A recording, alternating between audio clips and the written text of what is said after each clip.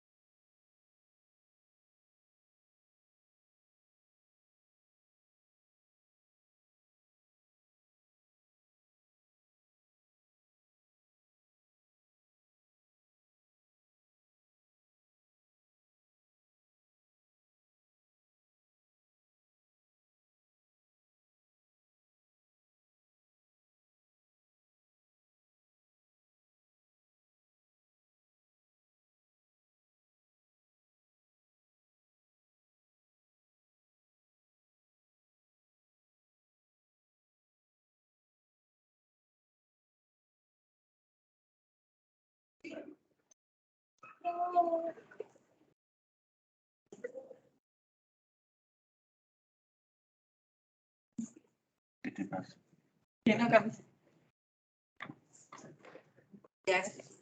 Ya, ok. Tenemos el derecho de posesión, que está regulado en el artículo 896 y es una de las instituciones más importantes de los derechos reales, ya que este le atribuye al poseedor derechos especiales que no se le atribuye a cualquiera, ¿no? Como por ejemplo el derecho a frutos, el derecho al pago de mejoras necesarias, la prescripción efectiva de dominio y obviamente en este caso la defensa posesoria, ¿no? Que es la más importante. La defensa posesoria se puede dar de dos maneras, que es extrajudicialmente, que es la forma más rápida y directa, y la reforma judicial mediante los intentos de obtener y de cobrar. Dentro del derecho de posesión tenemos dos teorías importantes. La teoría objetiva, que es la que relativiza la voluntad, y quiere decir que el poseedor tiene que comportarse razonablemente como un propietario se comportaría respecto de su bien. Y la teoría subjetiva considera indispensable la voluntad, es decir, que el poseedor tenga la intención de convertirse en un propietario. Y es importante aquí también diferenciar el derecho de posesión y el derecho a la posesión. El derecho de posesión es aquel que no tiene legitimación, pero que ejerce la posesión efectiva del bien.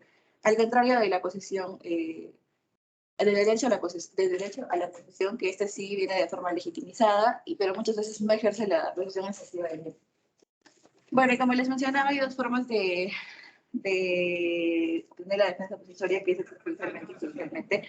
Y la defensa extrajudicial es una forma de autotutela que está admitida por nuestro ordenamiento jurídico, que es la que el artículo 930 en este caso modifica, y es la que actualmente se usa y está en los países unidos. Del cambio. Gracias. Karen Mundialdi. Escuchamos. Carmen Ilustra.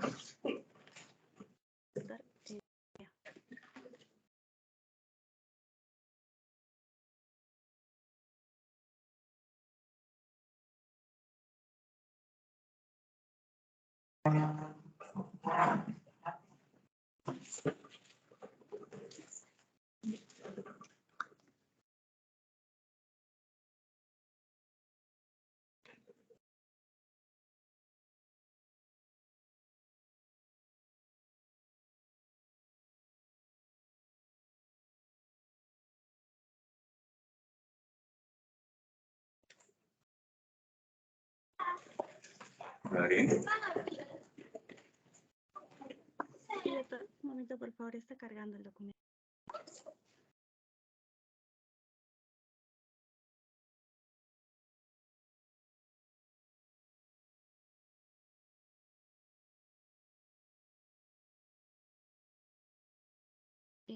Buen día, compañeros. El día de hoy se va a presentar el tema la traditio y sus elementos, usucapión y servidumbres personales.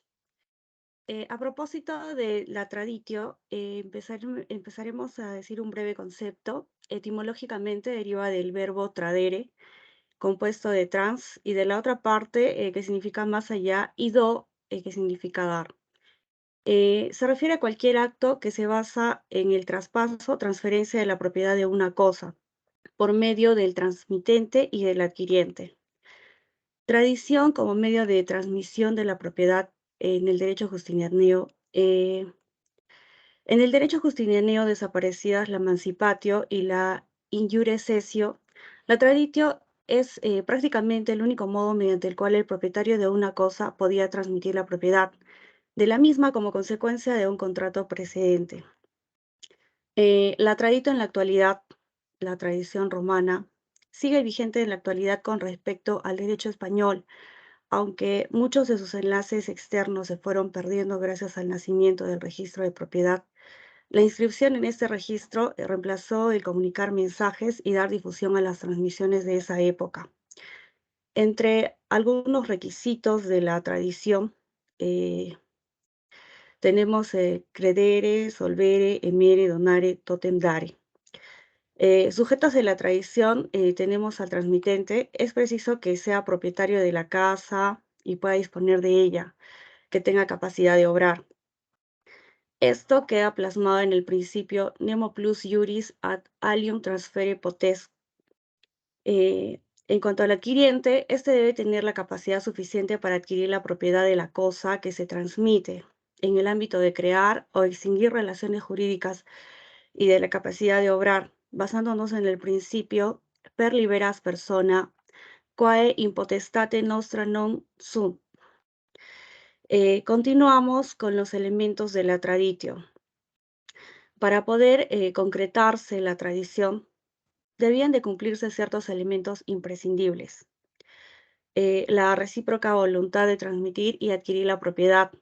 Esta voluntad era esencial para determinar que la transmisión era efectiva. Un ejemplo son los casos de depósito o el comodato, donde tan solo se transmite la tenencia, más no la posesión. Ius causa, para que la transferencia de propiedad sea legítima, debe existir una causa justa. La entrega de la cosa es el elemento objetivo de la traditio y el único supuesto de traditio. Tenemos otras formas de traditio. Pasamos a la mancipatio. Injure cessio es la asignación judicial. Es una forma de contrato por el que se transmitía la propiedad res mancipi. Valor de la traditio en otros ordenamientos jurídicos. En el derecho francés, siendo el título que se transmite la propiedad, en el derecho alemán, la traditio tiene por causa un convenio abstracto entre el enajenante y el adquiriente. En el derecho angloamericano, la propiedad se transmitía mediante un contrato, el contrato de transmisión de propiedad que se perfeccionaba con la entrega del título. Usucapión es la adquisición de la propiedad mediante la posesión continuada de la cosa. Su modo de adquirir constituía un buen complemento de responsabilidad por autoritas del emancipante a uno o 2 años. Es decir, el tiempo era necesario para poder usucapir las cosas muebles o inmuebles respectivamente. En cuanto a las servidumbres personales, son un derecho real que puede establecer los propietarios de predios vecinos de manera voluntaria, en donde un predio sirviente presta a otro predio dominado, dominante, los derechos de uso limitados sobre el primero, con las características de ser solidarios e indivisibles. En cuanto a las servidumbres, se pueden clasificar en rústicas y urbanas. Las rústicas son, por ejemplo, los caminos de paso a pie, a caballo, los caminos de paso de un carro o ganado, los caminos en sentido amplio. Las servidumbres urbanas son las servidumbres de luces, se refieren a las antorchas, lámparas de aceite, construcciones de desagüe, etc. Gracias, doctor. Bien, gracias. ¿Algún presencial adicional? Muy bien, Denis Franco. Escuchamos.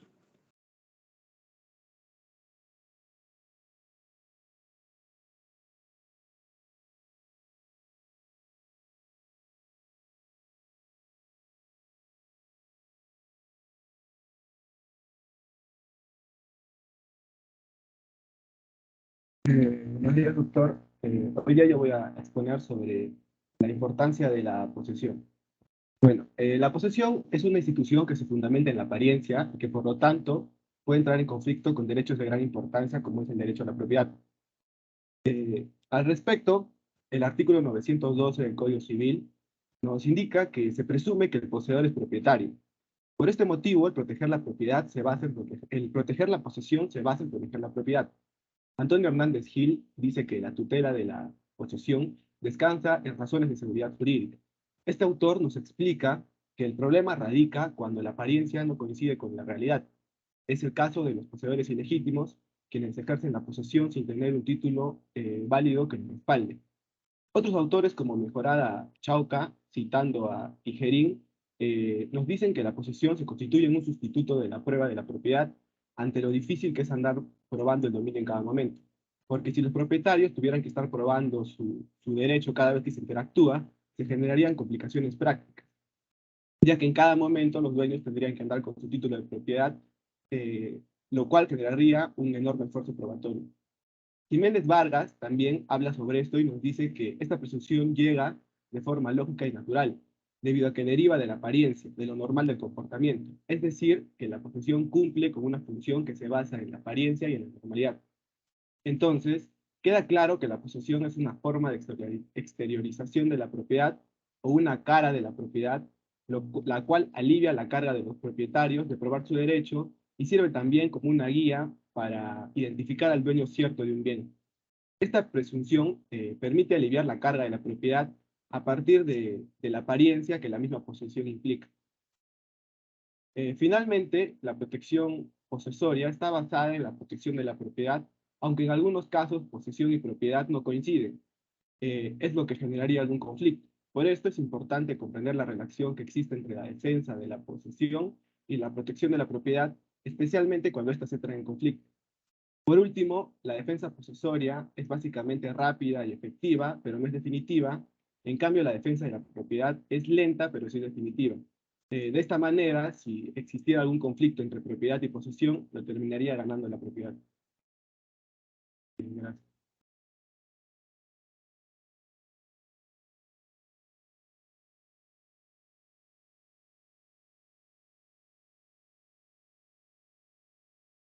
¿Alguien más, por favor?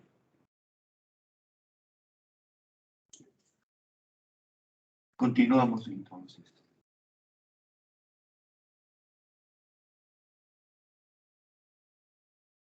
Bien, nos quedamos revisando el tema vinculado a la propiedad.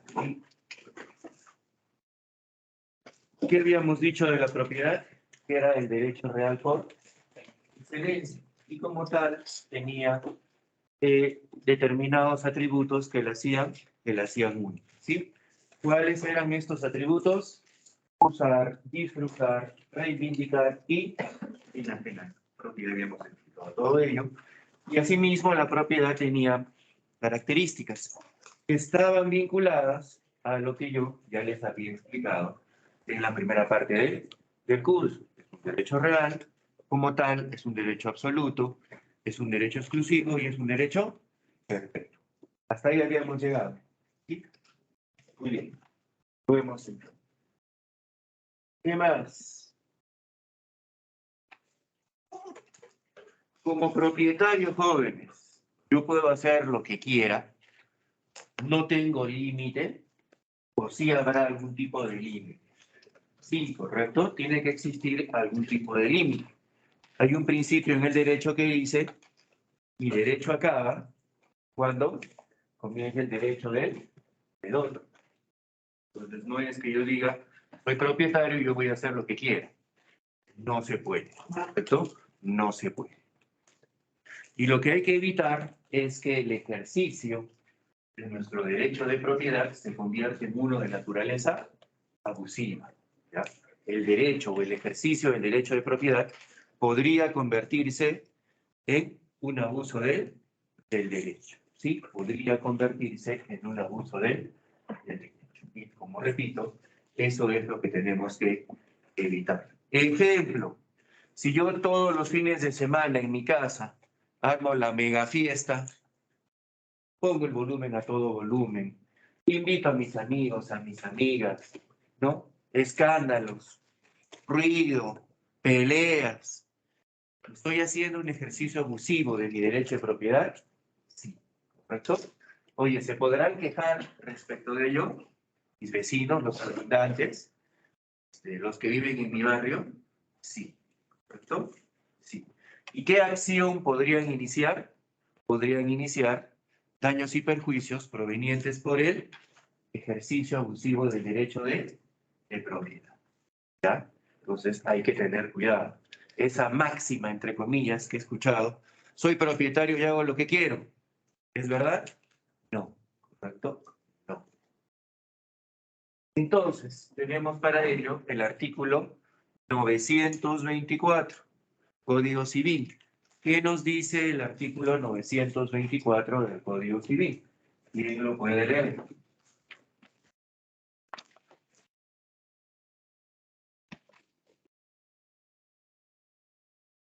Me alegra que casi todos tengan su código físico.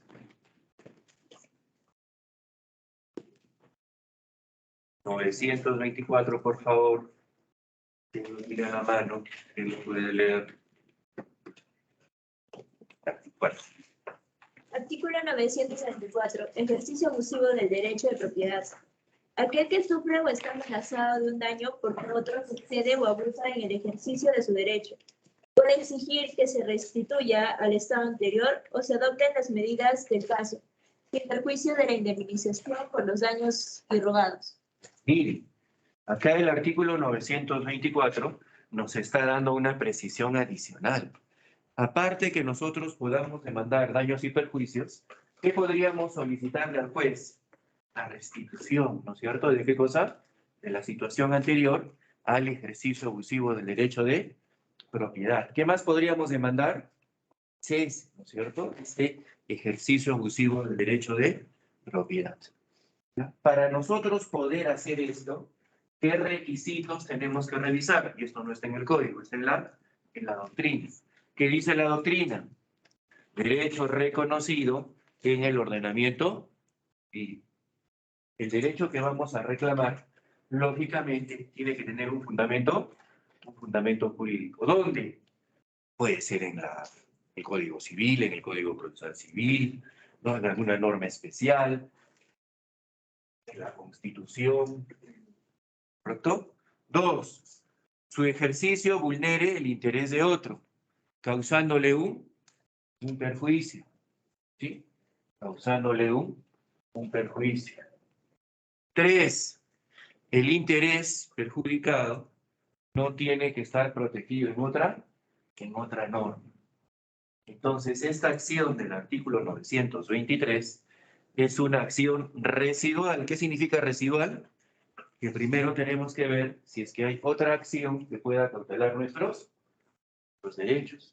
Y si no la hay, recién podemos recurrir a la acción del 924. Les comento un caso. Hace algunos años había una urbanización, bueno, existe la urbanización, y en la urbanización quedaba un lote todavía vacío. El propietario, ¿qué decide? Construir un edificio de cuatro pisos. Lo primero que se hace para construir, ¿qué es? El movimiento de tierra, ¿sí? Tienen que mover las tierras, ¿para qué? Para hacer los cimientos. Cuando se empezó a hacer esto, ¿qué pasó con la propiedad colindante? Parece que hubo una inclinación de algunos grados y las paredes empezaron a rajar. ¿Ya? Las paredes empezaron a rajar. ¿Qué demandó este señor propietario de la casa? ¿No? Demandó el cese de la construcción y demandó adicionalmente daños y perjuicios. ¿Ya? El juicio duró creo que 12 años. ¿Ya? Y en Arequipa, tanto en primera como en segunda instancia, siempre le daban la razón. Pero cuando se iba a sede casatoria, ¿qué hacía Lima? Declaraba nula la sentencia de vista. ¿Qué decía? Que se expida otra sentencia. ¿Cuál era el fundamento? Que no se tenía claro lo que era el ejercicio abusivo del derecho de propiedad. ¿Ya? Los magistrados no tenían claro lo que era esta figura del ejercicio abusivo del derecho de propiedad. Incluso recuerdo claramente que como las sentencias subían, creo que subió 2 o 3 veces a Lima, y repetían el mismo criterio, en la última sentencia casatoria, ¿qué hicieron los magistrados supremos? Recomendaron la bibliografía, ¿no? Y sugirieron a los magistrados de acá que leyeran un pequeño libro que se llama Ejercicio abusivo del derecho de propiedad de Carlos Fernández Cesareo. ¿Ya? Por si acaso el librito está en la biblioteca, de repente alguien para el día miércoles quiere leer una parte del libro, no les estoy diciendo que lean todo el libro, porque aparte que es un libro bastante pequeño, creo que leyendo la parte introductoria, ¿no? O el primer capítulo, es más que suficiente. Oye, pero podría ser materia de un trabajo de investigación, de una tesis. Sí, correcto, porque esta figura del ejercicio abusivo del derecho de propiedad, hasta el día de hoy, no queda clara. ¿Correcto? No queda clara. ¿Ya? Entonces, ahí tienen un librito, si es que a alguien le interesa, lo puede leer, lo puede consultar. En la biblioteca está, ya lo he revisado, sí está. Repito, es un librito azul bastante pequeño, ¿no? Y ahí Carlos Fernández Cesarego explica toda esta teoría del ejercicio abusivo del derecho de propiedad. ¿Correcto? ¿Listo? Entonces, no se olviden, ser propietario no significa que yo haga lo que quiera en mi propiedad. Hay límites, ¿correcto? Hay límites. Y al respecto tenemos pues el artículo que ya hemos visto. Hablando de límites en el ejercicio del derecho de propiedad, ¿no? Un tema que ya hemos revisado cuando hemos hablado de posesión, ¿se acuerdan? Las restricciones convencionales y las restricciones legales, ya lo hemos visto, ¿no? No hay un tema nuevo, ¿no? Restricciones legales, ¿de dónde nacen? De la ley. ¿Sí? Ya estás viendo el tema. Te veo con una cara que estás más para allá que para acá. No, creo que no estemos aquí. Vaya, qué bueno. Ya. Restricciones legales y restricciones convencionales. Legales, ¿de dónde nacen? De la ley. Han aprendido la ley.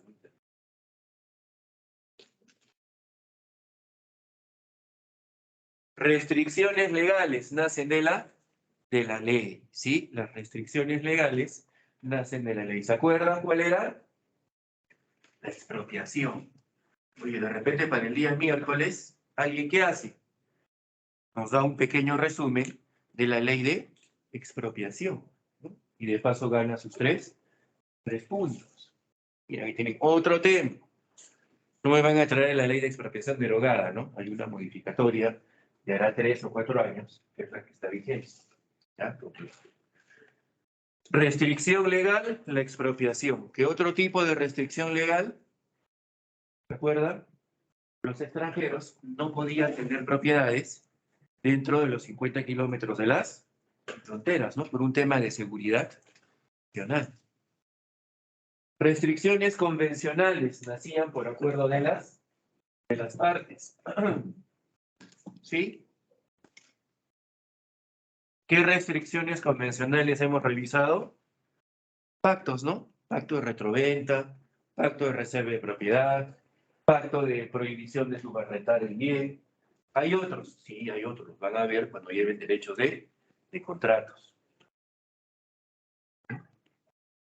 De repente, lo que adicionamos, lo que vamos a adicionar en esta clase respecto a los pactos convencionales son 3 requisitos que deben de cumplirse. Primero, no deben ser limitaciones absolutas, porque hemos visto que los pactos prohibitivos están prohibidos, ¿no? No se permiten en nuestra legislación.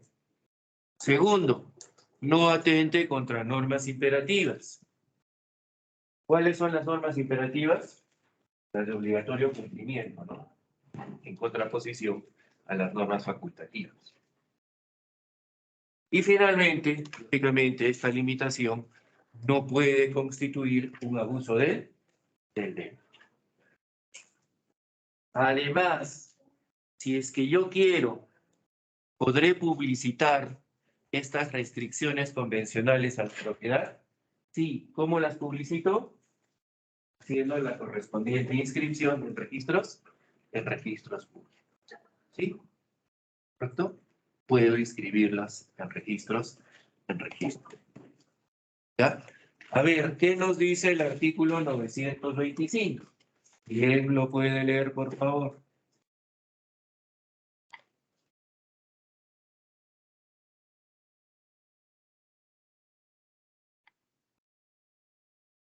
Las restricciones legales de la propiedad establecidas por causa de necesidad y utilidad públicas o de interés social no pueden modificarse ni suprimirse por acto jurídico.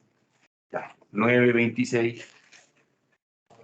Las restricciones de la propiedad establecidas por pacto para que surtan efecto respecto a terceros deben inscribirse en el registro. ¿Correcto?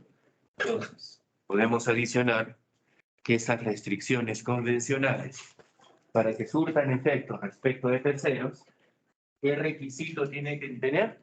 Tienen que estar inscritos en registros públicos. Ya saben que las inscripciones registrales no son obligatorias, pero ¿qué generan? Seguridad jurídica. ¿Correcto? Generan seguridad jurídica. Bien, respecto de esta diapositiva, dudas, consultas, preguntas, aspectos dudosos, algo que no se haya entendido.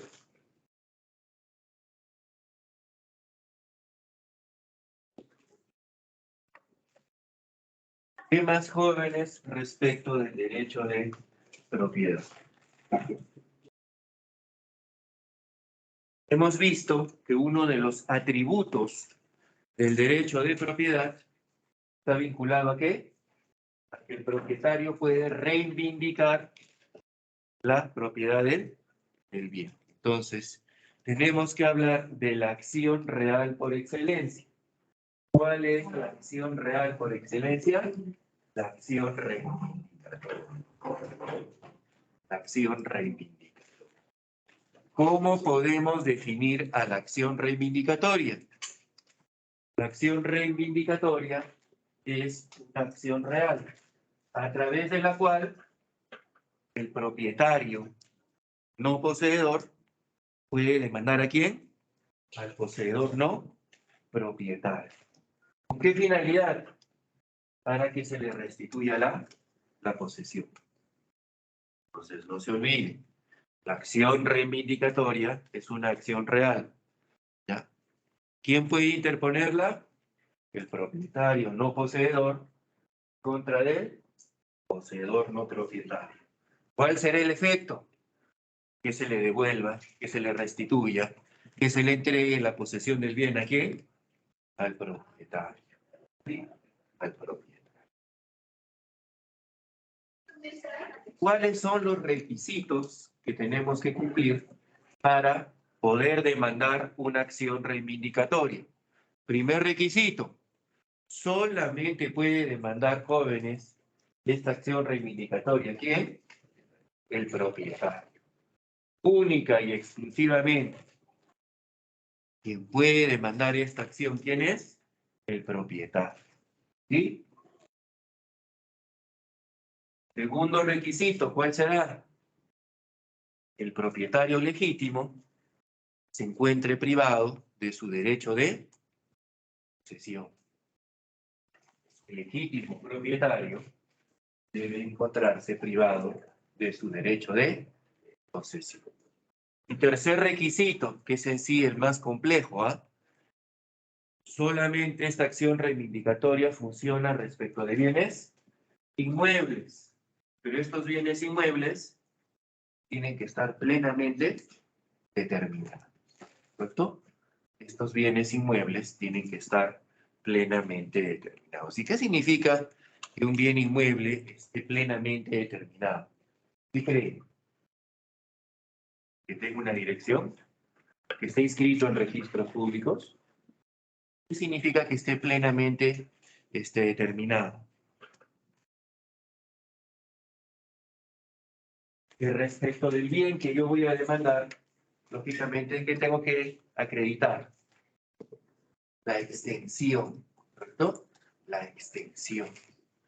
Oye, yo puedo, se me ocurre, tengo un bien que materialmente tiene 400 metros, pero en registros públicos, en la partida registral, el área del terreno figura como de 200. ¿Podré iniciar una acción reivindicatoria? Es difícil, ¿no? ¿Por qué? Porque no tengo el bien determinado. Y como repito, este es uno de los requisitos más complejos. Que gran parte de las acciones reivindicatorias se generan ¿por qué? Por tema de áreas. ¿Sí? El demandante no puede acreditar que es propietario de una determinada área, o por lo menos del área que indica, porque de sus documentos no puede demostrar ello. ¿Ganará la acción reivindicatoria? Poco probable, ¿no? ¿Qué tiene que probar? Que es propietario de determinado terreno, de determinado bien, ¿no? Y probar lógicamente la propiedad respecto de esa área. ¿Sí? No puede hacer eso, esa acción reivindicatoria nace muerta, ¿sí? Poco probable que la puedas ganar. ¿Qué más? ¿Qué características tiene esta acción reivindicatoria? Es una acción imprescriptible. ¿Qué significa imprescriptible? Que no prescribe.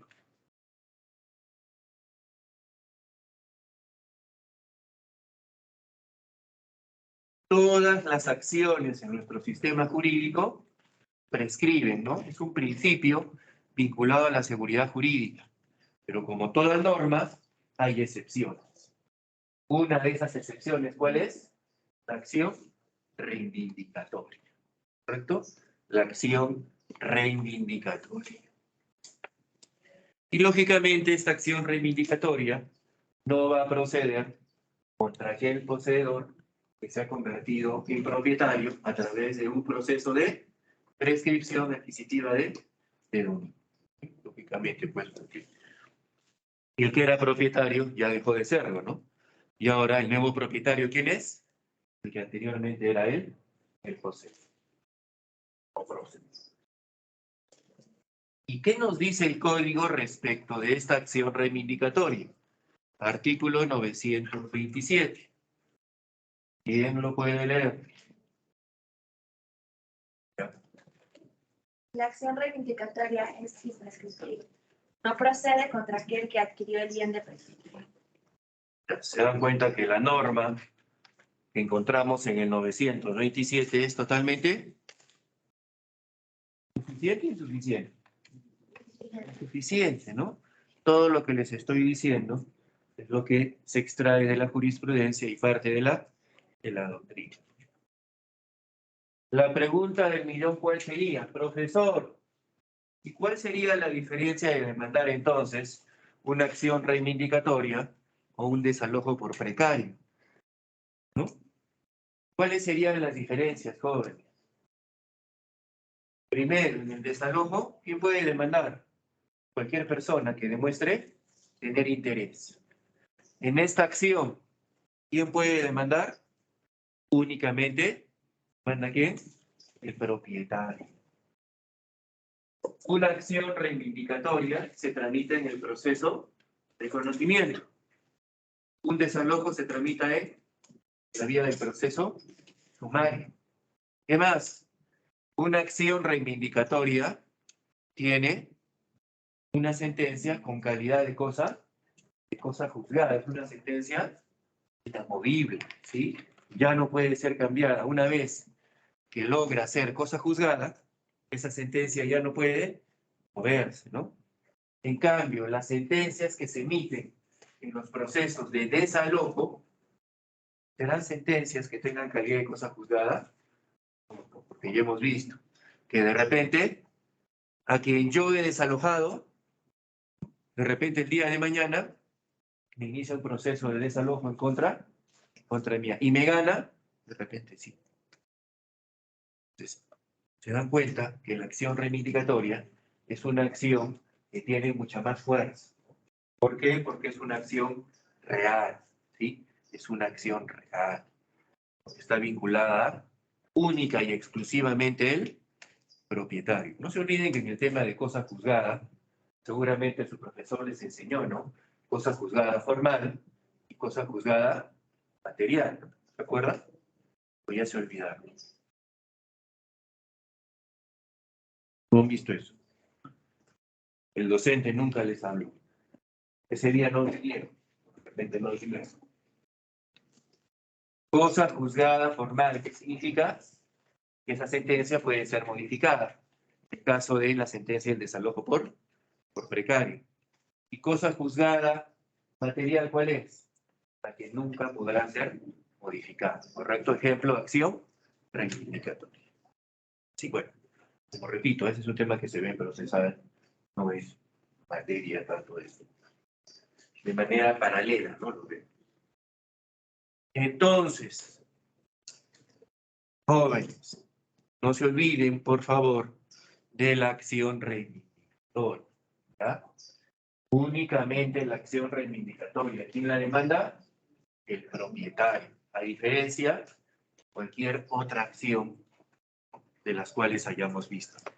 Porque si hemos visto interdictos, acciones posesorias, desalojo, ¿a qué estaban vinculadas? A derechos de posesión, ¿cierto? En cambio, esta acción reivindicatoria, ¿a qué está vinculada? Al derecho de propiedad. ¿Ya? Al derecho de propiedad. ¿Alguna duda, alguna consulta respecto de la acción reivindicatoria, por favor? Ah, otra pregunta que me hicieron. ¿Se puede demandar en paralelo acción reivindicatoria y desalojo por precario? No se puede demandar. La doctrina ha indicado que sí se puede demandar. ¿Por qué? Porque son acciones de distinta naturaleza. La acción reivindicatoria es una acción real, ¿sí? La acción de desalojo es una acción personal. ¿Ya? Entonces, tenerlo por favor en consideración también. Bien, ¿alguna pregunta sobre la acción reivindicatoria, jóvenes?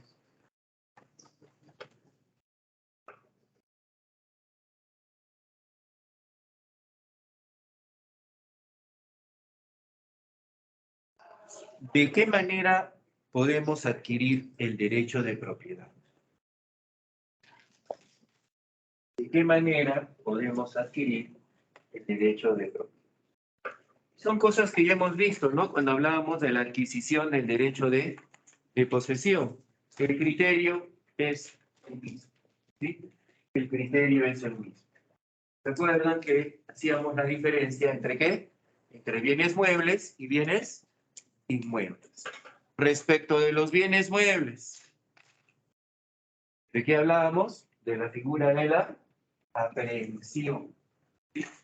Y dijimos que la aprehensión única y exclusivamente se realizaba respecto de bienes que tenían la calidad de res nullius, ¿sí? ¿Cuáles eran los bienes que tenían la característica de ser res nullius? ¿Cuáles eran? Aquellos bienes que no eran de nadie, ¿sí? Aquellos bienes que no eran de nadie. un bien perdido, ¿es un bien res nullius? No, ¿no es cierto? No es un bien res.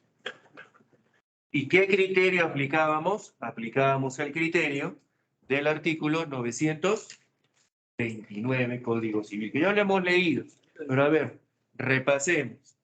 ¿Qué dice el 929? ¿Quién lo puede leer?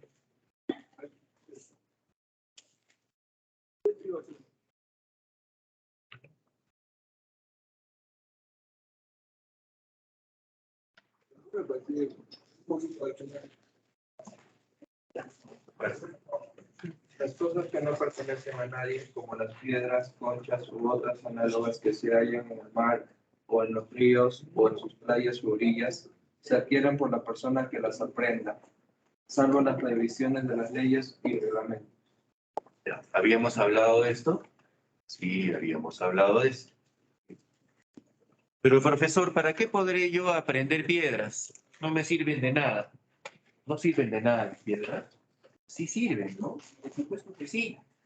Por ejemplo, ¿me podrían servir para qué? Para hacer muros. Ustedes quieren pavimentar el suelo, ¿qué es lo primero que hay que hacer? Hay que colocar piedra, ¿no es cierto? Y sobre las piedras recién se echa el cemento, si no el cemento se quiebra. Pues, ¿habrá utilidad? Sí, ¿no? Para fines decorativos, ¿pueden servir las piedras? Pues porque sí. ¿La arena servirá para algo? Sí, para la construcción. No la arena del mar, sino la arena del río, ¿no? Es la que sirve para realizar construcciones. ¿Ya? Bueno, pues el 929, como repito, ya lo hemos visto. El 930, aquí estaba vinculado a la adquisición de animales. ¿Por qué? Por caza y pesca, ¿no? Ya lo habíamos leído, sí, a ver, recordemos el artículo 930. ¿Quién lo puede leer?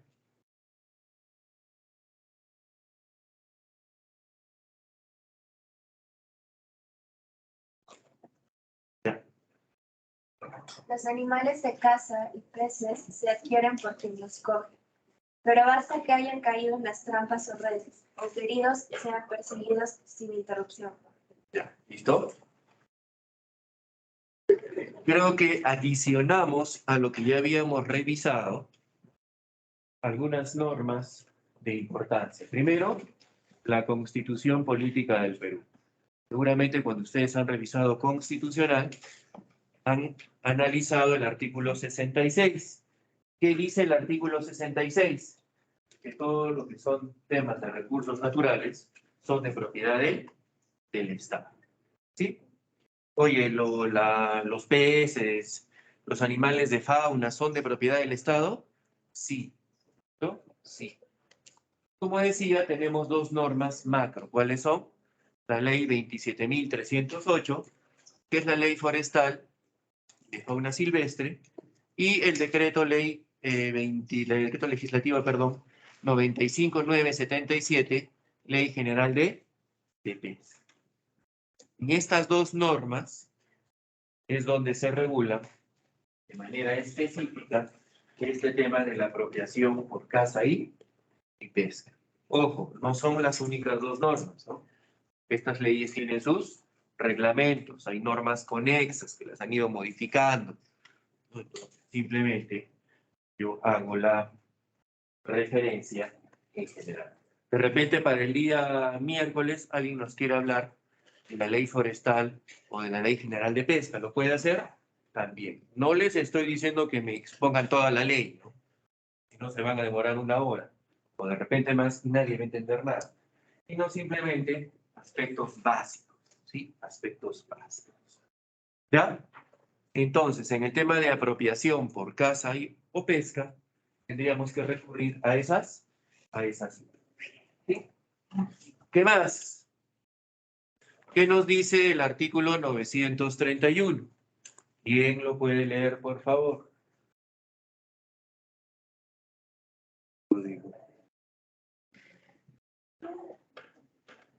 ¿Ya para qué? Ahí. Tú vas a esperar a salir jalada en la primera. Ya, ¿quién lo puede leer? Ya, fuerte. No está permitida la caza ni la pesca en predio ajeno, sin permiso del dueño o poseedor, según el caso, salvo que se trate de terrenos no cerrados, no cercados ni sembrados. Los animales cazados o pescados en contravención a este artículo pertenecen a su titular o poseedor, según el caso, sin perjuicio de la indemnización que corresponda. Ya, entonces, ¿podré yo cazar o pescar en predio ajeno? No, necesito aquí la autorización de quién? Del propietario. Excepto que ese terreno no esté cercado, ni edificado, ni sembrado, porque ahí no hay ningún tipo de presunción de que le pertenezca a alguien. Y si yo ingreso para cazar o pescar, ¿qué sucede con el producto que yo obtenga? ¿Va a ser mío? No, va a ser del propietario del terreno. O probable, ¿no? Del 931, pero bueno. El artículo que sí es un saludo a la bandera, ¿cuál es? El artículo 932. ¿Sí? ¿Quién puede leer el artículo 932? Fuerte, por favor. Hallazgo de objetos perdidos. Quien haya un objeto perdido está obligado a entregarlo a la autoridad municipal, la cual comunicará el hallazgo mediante anuncio público. Si transcurren 3 meses y nadie lo reclama, se venderá en pública subasta y el producto se distribuirá por mitades entre la municipalidad y quien lo otro. Debe de los gastos. ¿Qué opinan del artículo? ¿Se cumple? No. A ver, vayan a una municipalidad y pregunten, ¿cuál es la oficina de los objetos perdidos? Ni existe, ¿no? ¿A quién le entrego el objeto que encontré? Oye, dice que tiene que publicitarse. ¿Quién va a hacer la publicidad? ¿Quién la va a pagar? Oye, si nadie reclama el bien, ¿qué tiene que hacerse? Venderse en pública subasta. ¿Y quién paga el subastador? Y luego de eso, lo obtenido se divide en partes iguales. ¿Entre quién? Entre la municipalidad y la persona que lo ha encontrado. Entonces, norma muerta, ¿no? Norma muerta. ¿Qué sucede en la realidad de los hechos? Alguien encuentra algo y simplemente se lo apropia, ¿no? Se lo apropia. Creo que este artículo entonces necesita una modificación urgente o en todo caso la derogación correspondiente o en todo caso su implementación, ¿no? Que veo poco probable, ¿no? Lo veo poco probable, pero el 933 sí creo que tiene una vinculación todavía al día de hoy importante. ¿Quién puede leer el 933? Gastos y gratificación por el hallazgo. El dueño que recobre lo perdido está obligado al pago de los gastos y a abonar a quien lo halló la recompensa ofrecida o, en su defecto, una adecuada a las circunstancias. Se trata de dinero, esta recompensa no será menor a una tercera parte de lo recuperado. Ya, ¿correcto? Entonces, el 923, ¿de qué nos habla? De las recompensas por los hallazgos. ¿Se da en la actualidad? Sí, ¿no? Si ustedes salen acá de la universidad, van a ver, creo que en todos los postes, papeles, los cuales, ¿qué les dicen? Se perdió Firulai, se perdió Fifi, se perdió Rambo, Rambo te amamos, regresa a casa, 1000 soles de recompensa, ¿no? Entonces, ¿eso está regulado? Sí, está regulado, ya sabemos que está regulado en el 933. Y miren, si es que el hallazgo está vinculado a dinero, si es que ese dinero se recupera, el monto de la recompensa, ¿cuánto tiene que ser? La tercera parte. Y esto me trae a colación un caso, ¿no? Que hace algunos años, que había un señor que llegó al aeropuerto, tomó un taxi y se olvidó su maletín. Entonces, cuando el taxista va a ver el maletín olvidado, había creo $25,000, ¿no? Bueno, primero ya saben que está prohibido, ¿no? Llevar el dinero de esa manera. Ese tiempo todavía. Ya, entonces, el maletín tenía el nombre del propietario y se lo va a dejar. Para eso también fue la prensa, fotos, entrevistas, ¿no? Le devuelve el maletín. ¿Y cuánto le da de recompensa este señor al taxista? $50. Lo entrevistaron feliz el hombre con los $50.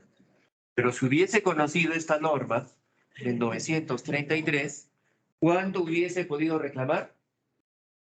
Más de $8.000, ¿no? De recompensa.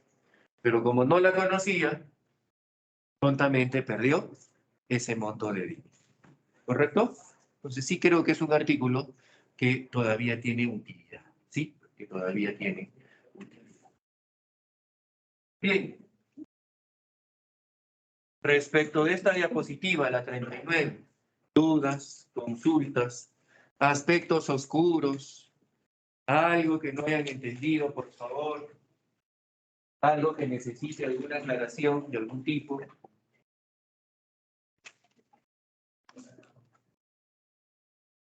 ¿Qué más? ¿Qué otras formas tenemos para adquirir la propiedad?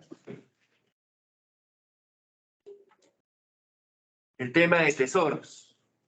¿Qué es un tesoro? Enamorado. Enamorada. La otra. Su amiga cariñosa, su amigo cariñoso. Le dicen tesoros. ¿Sí? ¿No? Maldito. ¿Qué es un tesoro? Jack Sparrow. ¿Qué se llamaba la película? Los Piratas del Caribe. ¿Qué es un tesoro, jóvenes, para nuestro sistema jurídico? ¿Qué características tiene que tener este tesoro? Un tesoro tiene que tener la característica de estar oculto, ¿sí? No puede ser percibido a simple vista. Tiene que estar oculto. 2, no hay forma de acreditar la propiedad respecto de este tesoro. ¿Sí? No hay forma de acreditar derecho de propiedad respecto de este tesoro. Oigan, ¿y efectivamente acá en el Perú habrá tesoros? La vinculación más directa, hasta donde yo he visto, es la de los tapados. No sé si han oído hablar de los tapados, que a veces excavan, hacen movimiento de tierras, y que encuentran cofres llenos de monedas de plata, de oro. Incluso dicen de que los tapados tienen la maldición de la muerte, que quien lo encuentra se muere, ¿no? Eso tiene una explicación, ¿por qué? Porque la plata, cuando está mucho tiempo cerrada, no tiene ventilación, bota un gas, ¿no? Cuando se abre el tapado, sale ese gas y la persona que lo descubre lo emana y se envenena, ¿no? Entonces, generalmente muere de algún tipo de infección. ¿Listo? Entonces, ya sabemos lo que son los tesoros. Incluso hay un programa, o vi un programa en cable, de una familia que buscaba tesoros, no sé si han visto, ¿no? Que iba con un aparatito, sonaba el aparatito y excavaban, ¿y qué encontraban? Monedas de plata, monedas de oro, una vez hasta encontraron un cañón de la guerra de secesión. Bastante interesante el programa. Acá hay eso, hasta donde yo sé, no. Pero que hay tapados, jóvenes, sí hay, ¿no? Conozco una persona cercana que encontró un tapado, ¿no? Lo encontró, ¿saben dónde? En la última cuadra de la calle, la paralela a San Juan de Dios es la Merced, la otra, donde venden trago, pues seguramente compra. ¿Qué se llama esa calle que baja? Ya, no. Ya, por ahí, en una casa antigua, encontraron un tapado, ¿no? Fueron a hacer una construcción y encontraron un tapado de monedas de plata, no eran de oro, ya, pero sí se encontró. ¿Cuántos más habrán? Estoy seguro que hay muchos más. La cosa es encontrar. Pero bueno, ya. ¿Qué más, jóvenes? ¿Cuál es la vinculación?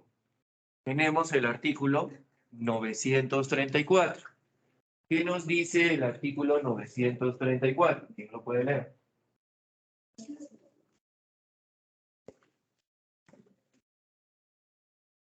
Artículo 934. Tesoros encontrados en predio ajeno. No está permitido buscar tesoro en terreno ajeno, cercado, sembrado o edificado, salvo autorización expresa del propietario. El tesoro hallado en contravención de este artículo pertenece íntegramente al dueño del suelo. Quien buscar el tesoro sin autorización expresa del propietario está obligado al pago de la indemnización de daños y perjuicios resultantes. Ya, muy similar al artículo anterior, ¿sí? Si es que yo quiero encontrar, o perdón, si es que quiero buscar un tesoro, ¿qué necesito? La autorización del propietario del bien.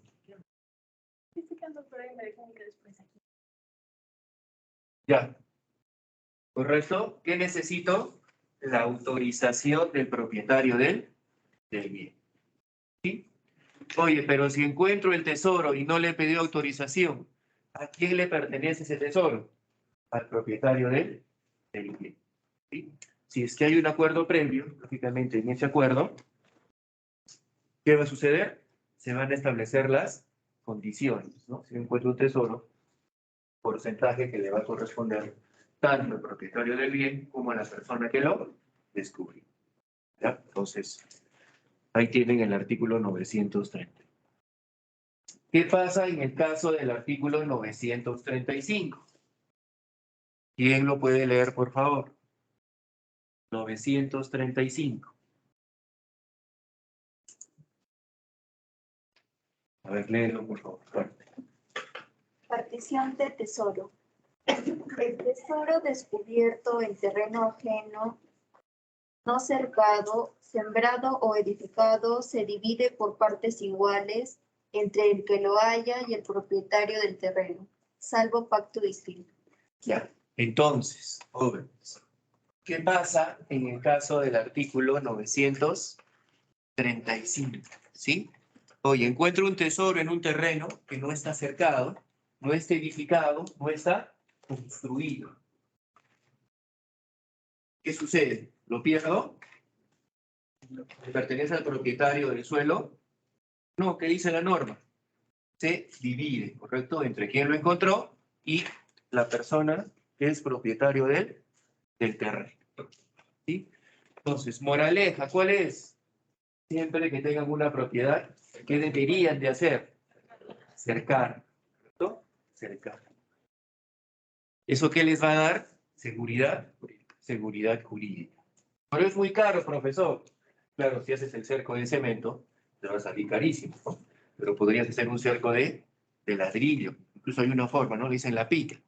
Es una mezcla de piedras con cemento, los muritos a este nivel. También existen los cercos,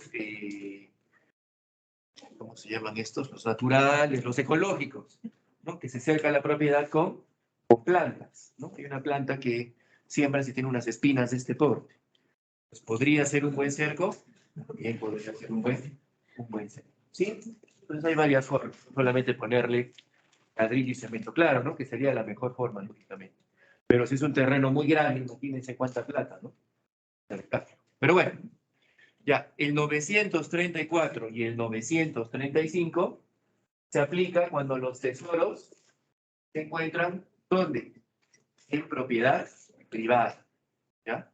De particulares. Pero, ¿qué pasa, jóvenes, de los tesoros y su relación con el Estado peruano? ¿Se regirán por las mismas normas? No, tenemos una norma en específico importantísima. ¿Cuál es? La Ley General de Amparo al Patrimonio Cultural de la Nación. ¿Sí? ¿Qué ley es? La Ley 24.047. ¿Sí? La Ley 24.047. No se olviden, estamos en la protección del patrimonio cultural de la nación. ¿Sí? No es materia de esta sesión revisar esta ley, porque sería imposible, ¿no? No terminaríamos nunca. Pero sí creo que es importante decirles dos aspectos básicos de estas normas. ¿Cuál es el primer aspecto? Primero, todos los bienes inmuebles, ¿sí? Todos los bienes inmuebles, arqueológicos, descubiertos o por descubrir, ¿a quién le pertenecen? Al Estado peruano. ¿Cuáles son estos bienes inmuebles de naturaleza arqueológica? ¿Cuáles serán? Podríamos hablar de Machu Picchu, podríamos hablar de Chan Chan, ¿de qué más? De Caral. Oye, pero se ha encontrado la ciudadela dentro de mi propiedad. ¿Qué va a hacer el Estado peruano? Les va a expropiar, ¿correcto? Les va a expropiar. ¿Ya? Entonces, en bienes inmuebles, ¿le pertenecen a quién? Al Estado peruano. Y en bienes muebles, lo que son huacos, todo el tema de orfebrería en oro, en plata, señor de Zipán, ¿no? ¿Han visto? El gran tesoro que había ahí en el norte del país en oro. ¿Ya? O piezas de oro, pues, ¿no? ¿Qué dice esta norma respecto de estas piezas? Primero, dice que reconoce el derecho de particulares sobre bienes muebles. ¿Sí?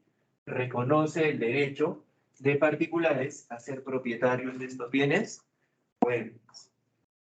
El mejor museo de oro del Perú no es del Estado, ¿no? Es de un privado. El Museo de Oro, ¿no? Tiene piezas muy bonitas y este señor ha dedicado toda su vida a coleccionar estas piezas. Un hombre de mucho dinero y, como repito, debe ser uno de los museos de piezas de oro más grandes de Sudamérica. ¿De quién es? De un particular. Entonces, la ley que reconoce derecho privado sobre este tipo de bienes. Pero estos bienes tienen que estar inventariados. ¿Sí? Estos bienes deben de estar inventariados. Y no pueden salir del país. ¿Sí? No pueden salir del país. Si es que los quieren sacar para una exposición, para un aspecto vinculado a ello, se necesita una autorización expresa ¿de quién? Del Estado peruano. Incluso, ¿no? La norma dice que tiene que viajar con un embajador que va a ser el responsable de tutelar el patrimonio, etcétera, etcétera. ¿Sí? ¿Correcto? Hubo un caso sonado, ¿no? De una primera dama que viajó y se llevó unas momias para darlas a conocer al mundo. Y hasta el día de hoy las momias nunca han regresado. ¿Qué habrá sucedido con las momias? Se las vendió, ¿no? Se las vendió y se tiró a la plaza. ¿Alguien dijo algo? Nadie dijo. Y hubo otro caso muy sonado de americano que dio a conocer al mundo Machu Picchu. ¿Cómo se llama? Bueno, ¿cómo se llamaba? ¿Ira qué? Ira Bingham, ¿no es cierto? No fue el descubridor de Machu Picchu, pero sí fue quien lo publicitó a través de qué revista? De la National Geographic, ¿no? Ya por el año 1902. ¿Qué hizo este señor? Encontró pues un tesoro, ¿no es cierto? No solamente por el tema de toda la publicidad que ganó dando a conocer el Machu Picchu, sino que se llevó cantidad de bienes muebles considerados como tesoros, se llevó cantidad de guardas. ¿Qué hizo? La mitad se los dio a la Universidad de Yale, ¿no? Ya los ha devuelto, ¿no? La Universidad de Yale. Y la otra mitad, ¿qué hizo? Se las vendió. Sí, se las vendió, por eso que terminó millonario, ¿no? ¿Por qué? Porque se robó las piezas de acá. Se robó las piezas de acá. Y no es que yo lo diga, ¿no? Está documentado, lo lean, si quieren pueden investigar. Y pues, no sé qué tanto se le reconoce si es que era un filibustero, ¿no? De primer nivel. Bueno, ¿ya? ¿Correcto? ¿Qué pasa, jóvenes, si es que yo quiero buscar, ¿no? un tesoro en propiedad del Estado, en un terreno de propiedad del Estado? O de repente quiero buscar un tesoro en el mar. Oye, ¿se puede hacer? Sí, ¿no? Sí lo puedo hacer. Pero ¿qué tendré que cumplir, jóvenes? ¿Tendré que cumplir algún tipo de requisito? Sí, ¿no es cierto? ¿Tendré que pedirle permiso al Estado? Sí, ¿no es cierto? Tendré que pedirle permiso al Estado. ¿Y qué nos dice el Código Civil al respecto? A ver, ¿qué artículo nos tocaba? 930 y... Hemos leído 934, ¿sí? 935, ya hemos leído. 936. ¿Quién lo puede leer? Ya. Fuerte. Artículos 934 935 son aplicables solo cuando no sean opuestos a las normas que regulan el patrimonio cultural de la nación. Ya, hemos visto, jóvenes, algunos aspectos de esta norma. Sí, creo que los dos más importantes para el curso. Regula muchos otros aspectos esta norma, ¿no? De repente, para el día miércoles, alguien nos quiere hacer un breve resumen. Miren cuántos temas tienen, ¿ah? Luego no van a decir que no sabía de qué hablar. Que tienen varios temas. 937, ¿qué dice?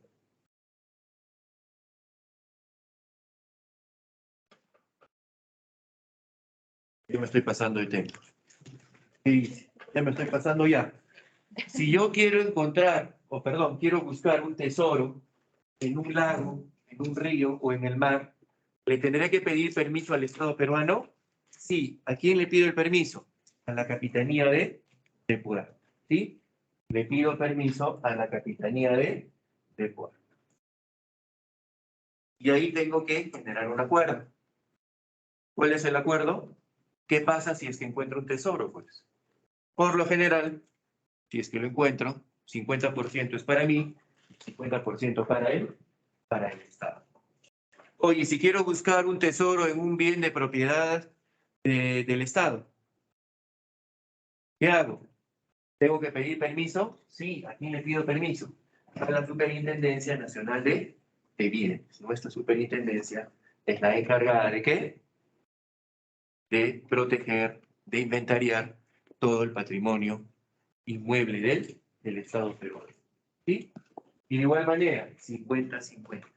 ¿Qué pasa si es que encuentro un tesoro en contravención a estas normas? ¿Cuál es la sanción? Pierdo cualquier tipo de derecho de propiedad sobre él. ¿Qué pasa si es que encuentro un tesoro de manera fortuita? Tengo que ponerlo en conocimiento del Estado y 50% para mí y 50% para el Estado. ¿Ya? No a mí si me lo llevo. Puede ser, pues, pero si el Estado te detecta, te lo va a quitar. Sí, te lo va a quitar. ¿Sí? ¿Está claro esta parte, jóvenes? Son aspectos muy generales, muy sencillos, respecto de la adquisición de la propiedad. ¿Sí? De la adquisición de la propiedad. Hay un caso muy sonado hace años, no sé si recuerdan, de que en Estados Unidos había una empresa que se dedicaba a encontrar tesoros en el mar. Y efectivamente, pues, se encontró en las costas de Florida un galeón que se había hundido hace 500 años. Lo encontró, ¿y qué encontró dentro del galeón? Un tesoro de miles de monedas de plata y de oro. ¿Sí? Monedas acuñadas, ¿dónde? En el Perú.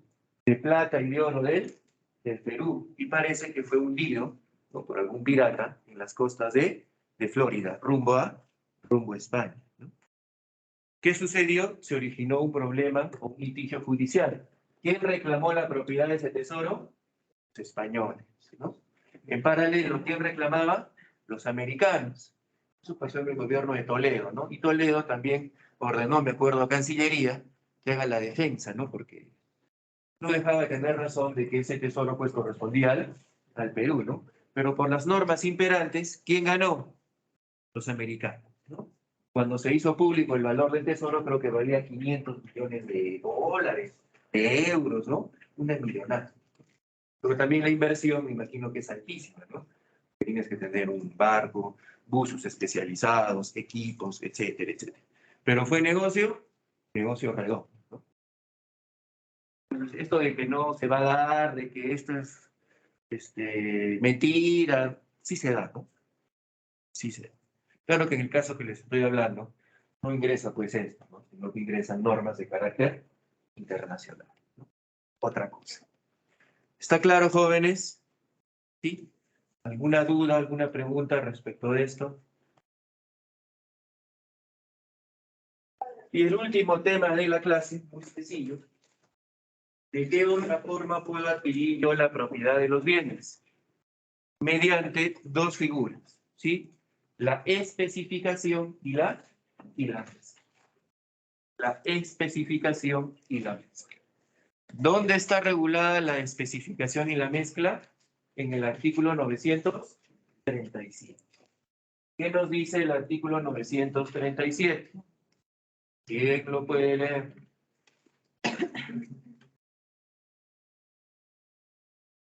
Adelante. Artículo 937. Aquí. El objeto que se hace de buena fe con materia ajena pertenece al artífice, pagando el valor de la cosa empleada. La especie que resulta de la unión o mezcla de otras de diferentes dueños pertenece a estos en proporción a sus valores respectivos. Ya.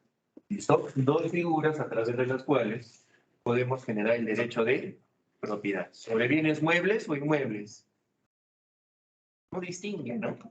No distingue, pero creo que más está vinculado a bienes muebles, sobre todo en el caso de la especificación. Ya. ¿Cuándo se genera la especificación? Cuando a partir de un bien, viene un tercero, ¿qué hace con ese bien? Lo transforma, ¿correcto? ¿Cómo denomina ese tercero el código? Le dice artífice, ¿no? A partir de este bien, se genera otro bien. ¿Quién realiza esa transformación? El artífice. ¿Quién es el propietario de ese bien? El artífice, ¿correcto? ¿Qué debe de hacer el artífice? Tiene que pagar el valor del bien original a su propietario. Pero para que funcione la especificación, jóvenes, ¿qué tiene que haber existido? Buena fe. ¿No? Buena fe. Les pongo un ejemplo. ¿Qué pasa si es que yo, al momento de dirigirme a la universidad todos los días, muy temprano, siempre veo ahí en una parte de mi camino un tronco de madera, ¿no? Al lado de una casa? Ya son 3 meses que paso por ahí y sigo viendo el tronco de madera. ¿Qué podría hacer? ¿Qué presumiría yo? Está abandonado, ¿no? Entonces me lo llevo a mi casa. Como yo tengo habilidades con la madera, transformo ese tronco ¿en qué? En 4 sillas. ¿De quién o quién tiene la propiedad de esas 4 sillas? Yo, ¿no es cierto? Yo, el artífice. Oye, pero el día de mañana viene una persona y me dice, ese tronco era mío. ¿Qué debería de hacer yo? Pagarle el valor de esa materia prima. ¿Qué debería hacer yo? Pagarle el valor de ese tronco de madera. Pero si yo sé que ese tronco de madera es de alguien y me lo llevo, ¿estaré actuando de buena fe? No, ¿no es cierto? Estoy actuando de mala fe. Ya saben que en nuestro sistema jurídico la buena fe se presume, ¿no? Muchas veces probar la mala fe es bastante complicado. Bueno, si es que he obrado de buena fe, le estoy pagando el valor del bien, de la materia prima, del tronco de la madera. ¿He generado un derecho de propiedad? Sí. ¿Sobre qué? Sobre las sillas o sobre las mesas, pues lo que ustedes quieran poner como ejemplo. ¿Se ha generado una especificación? Sí. ¿Correcto? Sí se ha generado una especificación. Y en paralelo, ¿qué tenemos? La mezcla, ¿no? Con Z. ¿Qué dice la mezcla?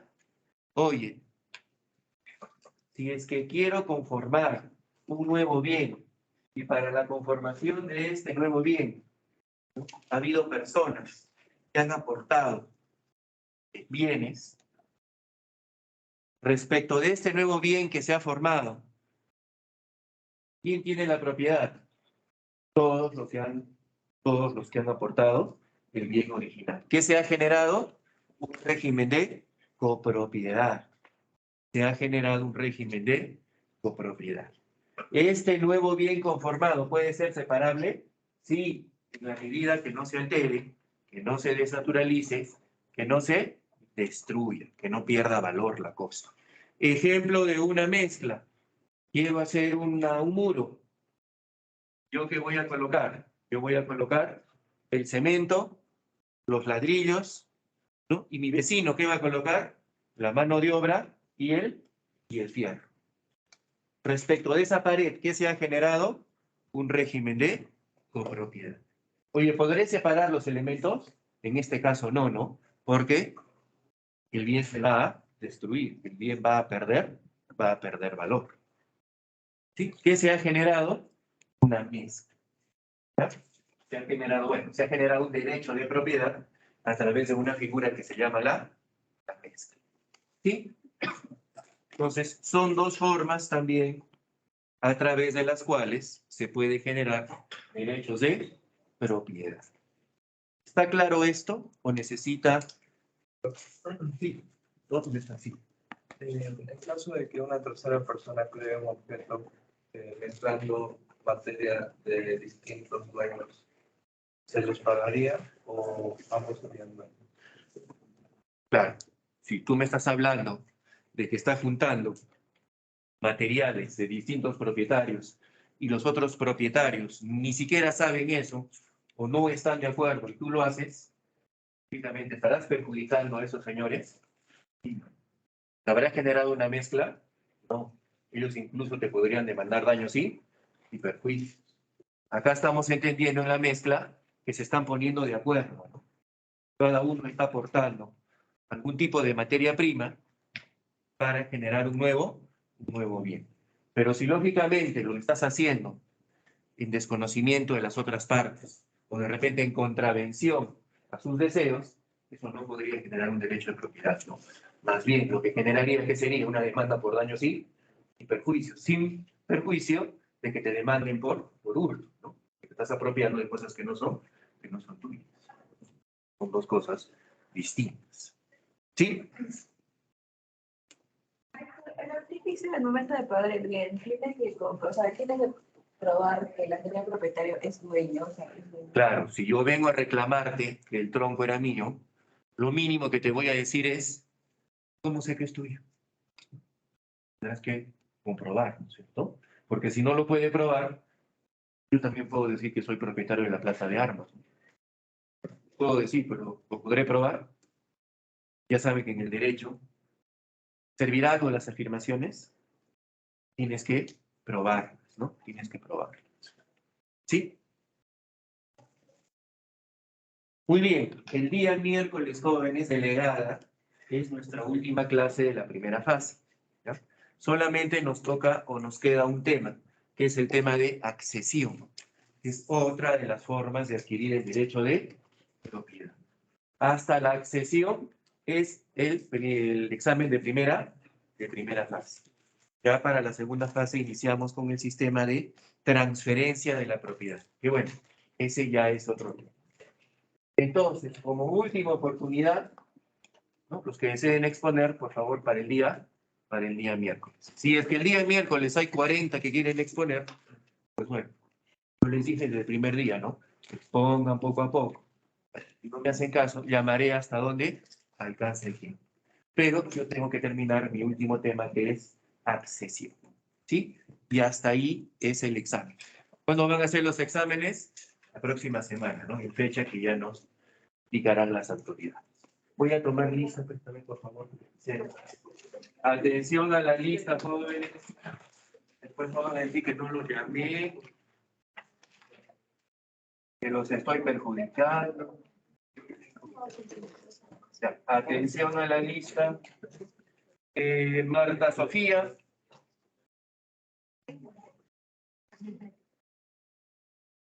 Catherine Quiroz. Salvador. Juan Sebastián. Dayana. Franco. Presente, doctor. Johnny Velázquez. Presente, doctor. Presente. ¿Ya? Claudia Viviana. Presente, doctor. Nanet Yarín. Buen día, doctor. Presente. Brenda Ingrid. Estefanía Casandra. Rocío del Pilar. Diego Alonso. Jennifer Andrea. Presente, doctor. Nayeli Arlen. Buen día, doctor. Presente. Marta Sofía, Presente, doctor. Buenos días. Alejandro Jesús, Buen día, doctor. Presente. Karina Sofía, Presente, doctor. Buenos días. Nicole Andrea, Presente, doctor. Buenos días. Juan Antonio, Presente, doctor. Buenos días. Lady Noemí, Buen día, doctor. Presente. Rosa María, Buen día, doctor. Presente. Mónica Alejandra, Buenos días, doctor. Presente. Mayra Aimé, Presente, doctor. Buenos días. Denis Franco, Presente, doctor. Naira Milagros, Buen día, Yosafat- doctor. Presente. Yosafat Yazael, Buen día, doctor. Presente. Estefanía Allison, Andrea Matilde, Buen día, doctor. Presente. Karen Yaney, Presente, doctor. Buen día. Paola Eliana, Presente, doctor. María José, Buenos días, doctor. Presente. presenciales, Milagritos,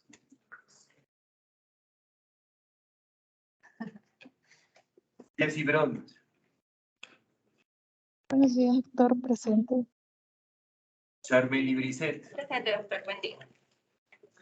Brisa Naomi, Leslie Nicole, Carlos Eduardo, Presente, doctor. Buenos días. Joseph Junior,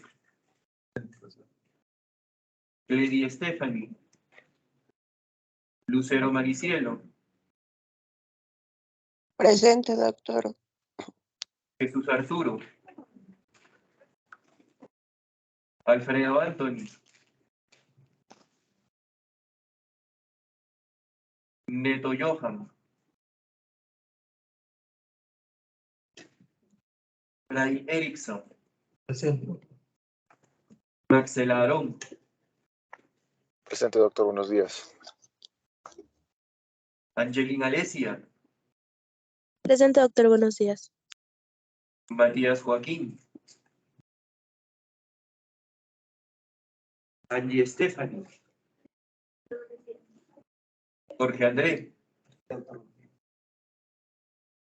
Adrián Bryan,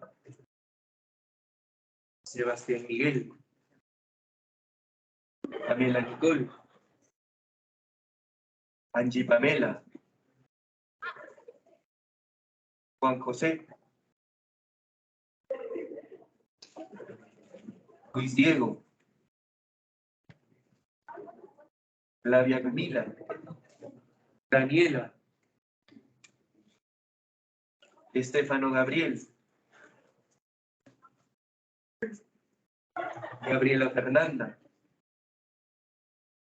Carolina Michelle, Carmen Miluska,